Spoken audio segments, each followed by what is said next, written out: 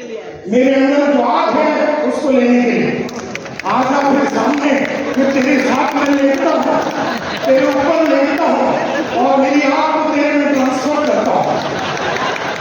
कपड़ा न्यूज़पेपर डालता था, घर घर में जाके न्यूज़पेपर डालता था। उसके बाद मैं कॉलेज में जाता था और कॉलेज में जाने के बाद दोपहर को अकाउंटेंट की नौकरी करता था और रात को ट्यूशन लेता था। जिंदगी मुकेश के दर्द भरे गाने सुनते हुए एक ही कपड़े में ऐसा कभी नहीं बन सकता। ऐसा स्वामीनाथन अय्यर ने मुझ पे देख के जब बताया, मैंने बोला यार अय्यर को ऐसा डरा मत, ये बता सक्सेसफुल होने के लिए करना क्या है। तब उसने कहा कि जिंदगी बनानी है। आप भी रिपीट कीजिए, जिंदगी बनानी है। जैसे मैं बोलता हूं उसको रिपीट करना, खाली उसको दोहराइए। उसने कहा जिंदगी बनानी है, नाम बनानी है, इज्जत कमानी है, अपनी चाहतों के हिसाब से जिंदगी जीनी है, जरूरतों के हिसाब से नहीं, अपनी चाहतों के हिसाब से अगर जिंदगी जीनी है तो सेल्स में आ जा। मैंने कहा स्वामीनाथन अय्यर, मेरा बेस्ट वर्जन बनाने के लिए ये जेंटलमैन कह रहा है मैं जो भी हूँ इससे जो बढ़िया मैं इंसान में बन सकता हूँ, इससे कई गुना ज्यादा, 10 गुना, 20 गुना, 100 गुना ज्यादा जो मैं एक इंसान बन सकता हूँ, वो इंसान कैसे बने इसके बारे में जानकारी लेने के लिए जेंटलमैन आए। यस सर, आप क्यों आए हैं? आपके अंदर जो आग है उसको लेने के लिए आए। मेरे अंदर जो आग है उसको लेने के लिए आजा मेरे सामने, फिर तेरे साथ में लेटता हूँ, तेरे ऊपर लेटता हूँ और मेरी आग को तेरे में ट्रांसफर करता हूँ। कपड़े पहन के आएगा, नंगे होके आएगा, ठीक है। वो मेरी आग को लेने के लिए आए हैं। संतोष नायर के अंदर मेरे को कहा जाता है Nair is always on fire, ये बात भी सही है। तो जेंटलमैन आग लेने के लिए आए हैं, है ना, तो हम इसके पिछवाड़े में आग लगाएंगे।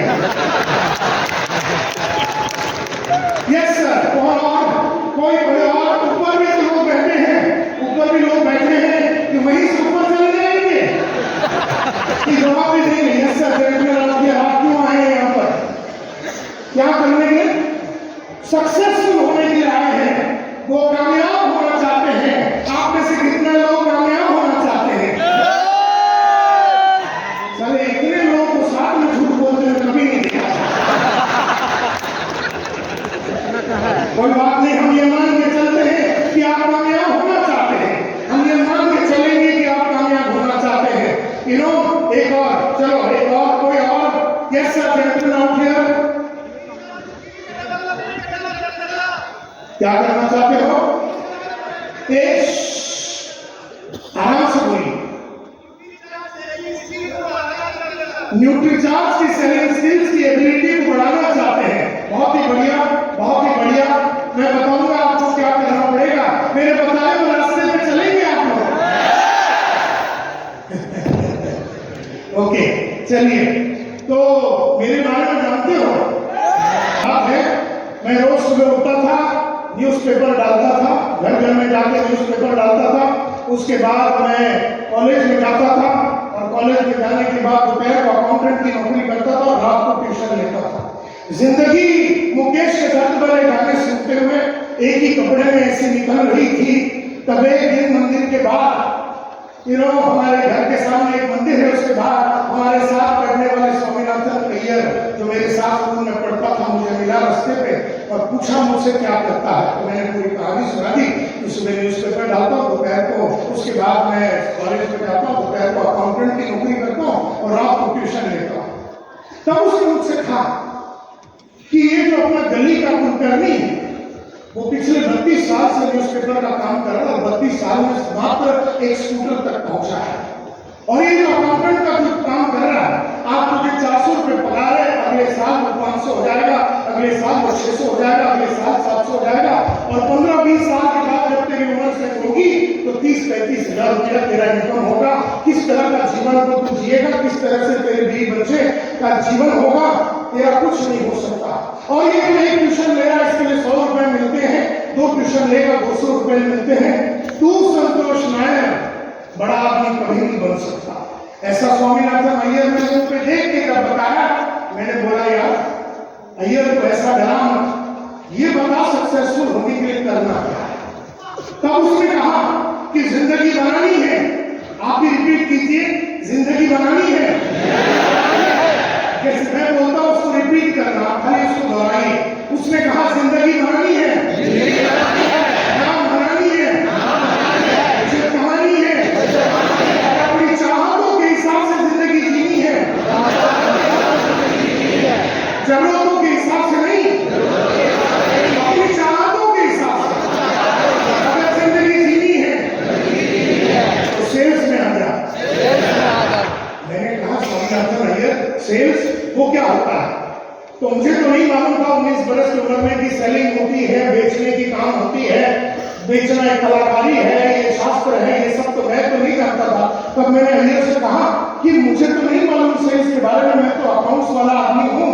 Debit what comes in, credit what goes out, debit expenses, losses, credit incomes and profit, debit the receiver, credit the giver. मुझे तो खाली अकाउंट्स के बारे में ही मालूम है, मैं अकाउंटेंट का काम करता हूँ, तो मैं कैसे सेल्स कर सकता हूँ? मुझे तो सेल्स के बारे में कुछ मालूम ही नहीं।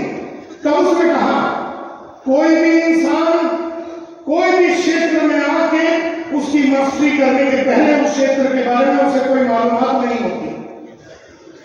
अमिताभ एक्टिंग के पहले उसे एक्टिंग नहीं मालूम था, विश्वनाथन आनंद चेस खेलने के पहले उसे चेस मालूम नहीं था, पीवी सिंधु बैडमिंटन खेलने के पहले उसे बैडमिंटन के बारे में नहीं मालूम था। इसी तरह से तू सेल्स में आएगा, उसके पहले तो तुझे कोई भी बात आने वाली तो नहीं है, लेकिन तू अगर आने के बाद इस क्षेत्र का तूने अगर पढ़ाई की तो इसे नौकरी करके नहीं लेना, तो इसको प्रोफेशन करके लेना। क्या कहा? प्रोफेशन करके। तू इसे एक जॉब करके नहीं लेना, तू इसे एक नौकरी या एक काम या नौकरी या काम या जॉब करके नहीं लेना है, इसे एक प्रोफेशन करके लेना है। तब मैंने उससे पूछा कि प्रोफेशन का मतलब क्या होता है? तब उसने कहा एक होता गली का क्रिकेट और एक होता प्रोफेशनल क्रिकेट, एक होता गली का क्रिकेट और एक होता प्रोफेशनल क्रिकेट। आप में से कितने लोगों ने क्रिकेट कभी ना कभी जिंदगी में खेला? हाथ ऊपर कीजिए। हम सबने खेला, लड़के लड़कियां सबने क्रिकेट खेला है। तब उसने कहा एक होता गली का क्रिकेट, एक होता प्रोफेशनल क्रिकेट, एक होता गली का बैडमिंटन और एक होता प्रोफेशनल बैडमिंटन, जो पीवी सिंधु का बैडमिंटन। उस जमाने में जो बैडमिंटन चैंपियन होते थे उनका नाम उन्होंने लिया, लेकिन मैं आज आपको रिलेट करने के लिए आज का नाम ले रहा हूं। तो उसने कहा एक होता गली का क्रिकेट और एक होता प्रोफेशनल क्रिकेट, जो विराट कोहली का क्रिकेट होता है। विराट कोहली के बैंक अकाउंट में 4000 करोड़ रुपया पड़ा हुआ। कितना? 4000 करोड़। अब मैं क्यों जानता हूं कि विराट कोहली फाइनेंशियल एडवाइजर है, जो उसको फाइनेंस के बारे में एडवाइस देता, वो पिछले 25 साल से मेरा स्टूडेंट है। मैंने उसको सिखाया कैसे बड़े लोगों के पास जाना है। और आज जो फाइनेंशियल एडवाइजर है वो विराट कोहली को गाइड करता है कि पैसे कैसे संभालना है, कमाया हुआ पैसे को कहाँ लगाना है, और ये सब बातें वो करता है। कहने का मतलब ये है, तब उसने कहा कि एक होता है गली का क्रिकेट, एक होता है विराट कोहली का क्रिकेट जो कि प्रोफेशनल क्रिकेट होता है, एक होता गली का बैडमिंटन।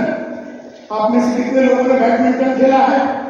कईयों ने बैडमिंटन खेला, हमने भी खेला है। तो एक होता गली का बैडमिंटन और एक होता पीवी सिंधु का बैडमिंटन। पीवी सिंधु जो हमारी कंट्री की सबसे लीडिंग बैडमिंटन प्लेयर है, उसके बैंक अकाउंट में 400 से 500 करोड़ रुपए पड़े बैडमिंटन खेलते। एक होता गली का तबले वाला और एक होता है प्रोफेशनल तबले वाला, जाकिर हुसैन की मां। गली का तबला वाला बंबई शहर के अंदर वहां पर बाहर होते हैं या जो भी होता है, बंबई के शहर के अंदर गली का तबले वाला बजाता है। शाम को 2 घंटे तबला 1500 रुपया उसे मिलता है। और एक होता है जाकिर हुसैन, जो ऐसे बापू ऑडिटोरियम में आके शाम दे देता है 2 घंटे और 1 करोड़ रुपया लेता है। बजाओ दोनों तो 1,000 रुपया मिल रहा है, एक को 1 करोड़, यानी कि 25 लाख से 1 करोड़ रुपया लेता है जाकिर हुसैन एक शाम को 2 घंटे बजाने का। तो एक होता है गली का तबले वाला और एक होता है प्रोफेशनल तबले वाला। एक होता है गली का सेल्समैन, स्वामीनाथन अय्यर ने कहा, और एक होता है प्रोफेशनल सेल्स का बंदा यानी पीवी सिंधु ने बैडमिंटन की मास्टरी की है, 8 घंटे रियाज करती है दिन में।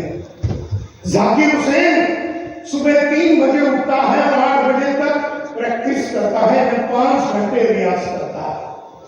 तो स्वामीनाथन अय्यर ने कहा, एक होता है गली का चेस जो आपने भी खेला है, शतरंज जो आपने भी खेला, हमने भी खेला है, और एक होता है विश्वनाथन आनंद का शतरंज, और वो है प्रोफेशनल शतरंज खेलने वाला या चेस प्लेयर। कहने का मतलब ये है कि स्वामीनाथन अय्यर ने जब 1985 में ये बात कही कि जिंदगी बनानी है, नाम बनानी है, इज्जत कमानी है, शोहरत कमानी है, पैसे कमाने और अपने चाहतों के हिसाब से जिंदगी को जीनी है, यानी चाहत का मतलब है कि आज शाम को आपकी चाहत है कि आपको 20 लाख रुपए की गाड़ी खरीदनी है और आपने बैंक में से एक चेक काटा और आपने गाड़ी खरीदी, ये चाहत होती है। आपकी बेटी आई और कहा कि पापा मुझे सिंगापुर में जाके पढ़ाई करनी है, मुझे 50 लाख की जरूरत है। आपने एक चेक फाड़ा और आपने बेटी को दे दिया, बोले जा सिमरन जी अपनी जिंदगी। अब एक बाप वो होता है जो 50 लाख का चेक फाड़ के देता है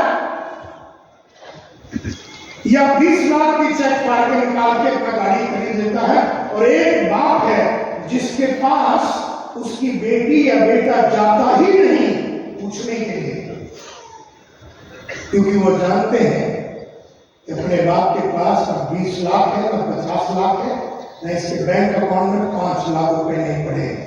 तो बेटा और बेटियां अपनी चाहतों को मार देते हैं। Are you getting my point? आप में से ऐसे कई इंसान हो सकते हैं जिनके बेटे बेटियां आप तक ये ख्वाहिश लेके भी नहीं आते हैं कि पापा हमें 50 लाख रुपए चाहिए, सिंगापुर जाके पढ़ाई करनी है। और एक हमारी बेटी है जो आई और हमसे कहा पापा 1 करोड़ रुपया चाहिए। मैंने कहा क्यों? तो बोले ऑस्ट्रेलिया में जाके पेटिसरी शेफ का कोर्स करना है। मैंने मम्मी के पास जाके पैसे ले लिए। मेरी दूसरी बेटी आई, बोले पापा मुझे 2 करोड़ रुपए चाहिए। मैंने कहा क्यों? तो बोले अमेरिका जाना है, हायर स्टडीज करनी है। मैंने मम्मी से पैसे ले लेने हैं। थोड़े दिन पहले मेरी बीवी ने मुझे 10 बजे कहा कि 2-3 साल हो गए मैं गाड़ी चला रही हूँ, मुझे बड़ी ख्वाहिश है स्कॉडा गाड़ी खरीदने का। मैं बोला 4 बजे चलते। उसने कहा कहाँ? मैंने गाड़ी खरीदी। इसकी मतलब है कि अगर आपकी बीवी को चाहत आई 10 बजे सुबह, तो डिलीवरी शाम को 4 बजे हो जाना चाहिए। अगर आपकी बेटी को 10 बजे सुबह जाना है या बेटे को किधर जाना है, हायर स्टडीज करनी है, और अगर आपको एक चाहत आ गई कि पटना में एक प्लॉट लेना है, 1 करोड़ रुपए का प्लॉट मिलता है समझो, और आपको एक प्लॉट लेनी है, तो आपने अपनी चाहत के हिसाब से वो प्लॉट को ले लिया। तो चाहतों के हिसाब से जिंदगी अगर जीनी है और जरूरतों के हिसाब से नहीं। जरूरतों के हिसाब से देखा जाए तो हम ट्रेन में भी ट्रैवल कर सकते हैं। जरूरतों के हिसाब से देखा जाए तो पटना में भी बहुत सारे कॉलेज हैं जहाँ हमारी बेटी पढ़ सकती है। पटना में भी बहुत सारे कोर्सेज हैं जहाँ हमारी दूसरी बेटी पढ़ाई कर सकती है। लेकिन वो तो फिर जरूरत वाली बात हो गई। वो बात नहीं ना, कौन सी वाली बात ही नहीं। तो हमारी बीवी ने अगर हमारी उसकी चाहत को मार दी, हमने हमारी चाहत को मार दी, और अगर हमारे बच्चों ने उनके चाहत को मार दिया, तो जिंदगी में जो बड़े मस्त चीज होते हैं तो हम जैसे लोगों के लिए बनाया गया है। और आरसीएम के माध्यम से, न्यूट्रीचार्ज के माध्यम से हम उन सपनों तक पहुंच सकते हैं, लेकिन मात्र तभी जब हम इसे प्रोफेशन करके चुनेंगे, इसे एक नौकरी या काम करके नहीं चुनेंगे। Are you with me? Swaminathan Iyer ने मुझसे कहा कि अगर जिंदगी बनानी है, नाम बनानी है, चाहतों के हिसाब से जिंदगी जीनी है, जरूरतों के हिसाब से नहीं, तो आपको सेल्स में आना पड़ेगा। तब मुझसे मैंने कहा कि मुझे तो सेल्स के बारे में नहीं मालूम। तो उसने कहा सेल्स के बारे में मालूमात कर। सेल्स की बहुत सारी किताबें हैं, बहुत सारे ऑडियोस और वीडियोस हैं, तो उसे खरीद, 1 बाय 1 खरीद और उसकी मास्टरी कर। तब से लेके उसके बाद के कई साल तक हमने सेल्स के 400 किताबें खरीदी, 400 किताबें खरीदी, 1250 वीडियो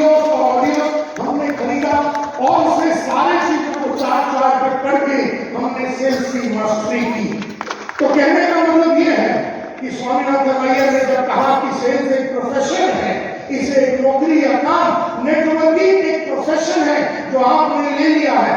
नेटवर्कर जो एक सेल्स का काम है, आप उस लाइन में 4